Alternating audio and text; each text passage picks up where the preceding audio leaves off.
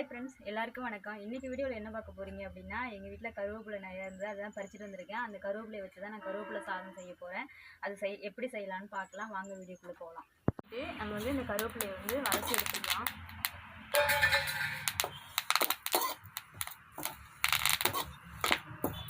ரொம்பவும் கருவை விடக்கூடாது. அந்த பச்சை தன்மை இருக்கிற மாதிரியே கொஞ்சம் லைட்டாக அந்த மாதிரி வறுத்து எடுத்துக்கோங்க. நான் இந்த ஆயிலும் சேர்க்கல, சும்மா வெறும் எண்ணெய் சேர்த்து தான் இந்த மாதிரி நான் வறுத்து எடுத்துருக்கேன். நான் வறுத்துட்டு காட்டுறேன். கருவேப்பிலையை நல்லா வறுத்து எடுத்துட்டேன். இப்போ ஒரு மிக்ஸி சாரில் போட்டு இதை பொடியாக நம்ம அரைச்சி எடுத்துக்கணும். நான் இதை பொடியாக அரைச்சிட்டு வந்துடுறேன். இப்போ ரைட்டு, நம்ம வந்து கருவேப்பிலை சாதம் செய்கிறதுக்கு ஆயில் சேர்த்துக்கலாம். நான் ஆயில் கொஞ்சம் கூடவே சேர்த்துக்கிறேன். ஆயில் சூடாயிட்டு ஒரு ஸ்பூன் கடுகு சேர்த்துக்கிறேன்.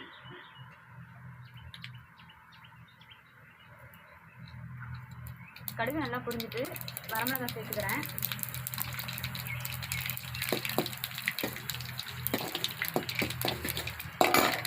அது கூட கொஞ்சமாக கடலைப்பருப்பும் பைத்தம்பருப்பும் எடுத்துருக்கேன். அதையும் நான் இதோட சேர்த்துக்கிறேன்.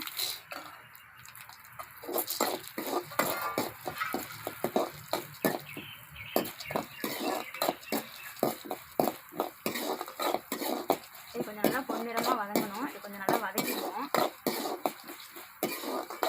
நீங்கள் பைத்தம்பருப்புக்கு பதில் உளுந்து சேர்த்துக்கிறனாலும் சேர்த்துக்கலாம். நான் பைத்தம்பருப்பு சேர்த்துருக்கேன்.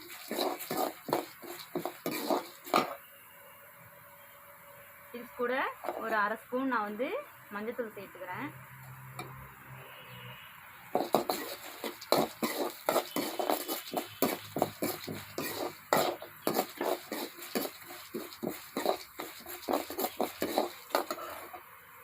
இது கூட கொஞ்சமாக நான் இந்த மாதிரி புளி கொஞ்சம் திக்காக கரைச்சி வச்சுருக்கேன். அந்த புளியை வந்து நான் ஒரு ஸ்பூன் சேர்த்துக்கிறேன்.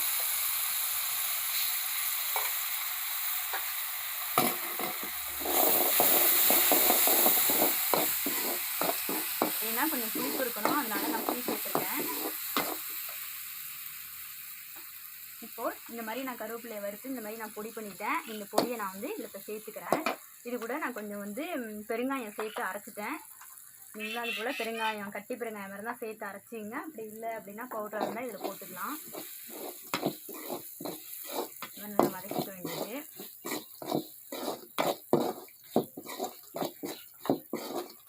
இப்போ இது கூட நம்ம எடுத்து வச்சுருக்க சாதத்தை போட்டு கிளறிக்க வேண்டியதுதான்.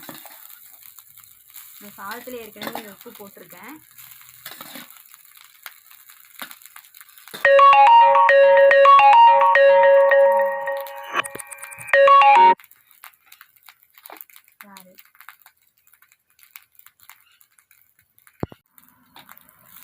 சாப்பாடை போட்டு இந்த மாதிரி கிளறிக்கணும்.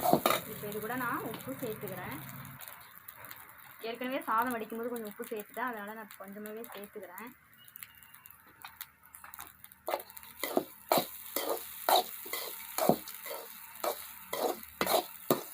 கருவேப்பிலை சாதம் நல்லா வாசமாக இருக்குது.